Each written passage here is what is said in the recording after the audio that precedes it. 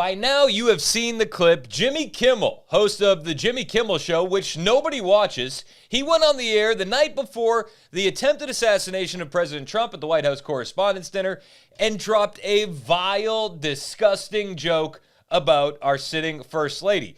His reaction, though, when consequences start coming, well, it shows that he knows he is in big, big trouble. If you're tired of late-night hosts attacking the president, but more importantly, the First Lady, and thinking that consequences have no home where they live, smash the subscribe button right now because we're tracking every single FCC move and every example of media accountability here on Resist the Mainstream. My name is Chris Hand. I'm coming to you live from Nashville, Tennessee, where I host a radio show Monday through Friday, and I have been tracking this story because I found it absolutely disgusting.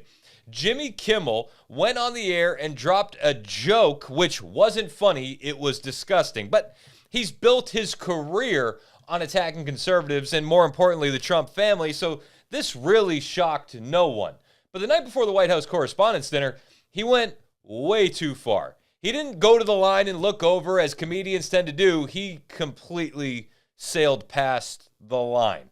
While discussing the latest threats against President Trump and doing his own mock White House Correspondents' Dinner, Kimmel referred to the First Lady as an expectant widow. Again, this is the night before Melania Trump almost became a widow. The comment was vile, it was personal, it crossed every single line of basic decency, and a lot of times comedians can hide behind the fact that they're telling jokes, but this wasn't even funny. It was just downright gross. It wasn't even a slip. It was just pure deliberate. And now the backlash is here. Welcome to the backlash, Mr. Kimmel. And it's coming from one place Hollywood hates the most. Well, that's the Federal Communications Commission. You see, the FCC is now preparing to challenge the licenses of ABC affiliates nationwide. The review will begin as early as tomorrow afternoon. Kimmel looked visibly spooked last night on air. He went on defense, he doubled down, he made excuses, and he tried to walk it back a little bit, but the damage is already done. That kind of rhetoric has no place in America because that kind of rhetoric has fueled actual assassination attempts against the president and actual vile threats against the family for years.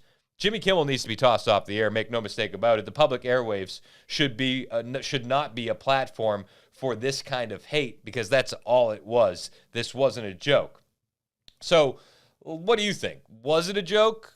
Do you think that he should be pulled off the air for that? Let me know what you think in the comments. Maybe you disagree. In fact, I'm open to you disagreeing. I think America should be a land of disagreements, but let's do it peacefully and conversationally in the comments. If you disagree, I do want to know why. We read every single comment. Here's the latest on the FCC's move against ABC and Jimmy Kimmel's meltdown after his disgusting joke about Melania Trump. Roll the tape. We've got some breaking news on the fight between the Trump administration and Jimmy Kimmel. The FCC is preparing to challenge the licenses of ABC affiliate stations. And a source tells CNN the process will begin as early as this afternoon. The licenses in question are not up for renewal for years, but the FCC says it can review them earlier. So far, ABC has stuck by Jimmy Kimmel after President Trump and First Lady Melania Trump demanded he be fired over a joke he told last week about Melania having, quote, a glow like an expectant widow. Here's how Kimmel defended himself last night.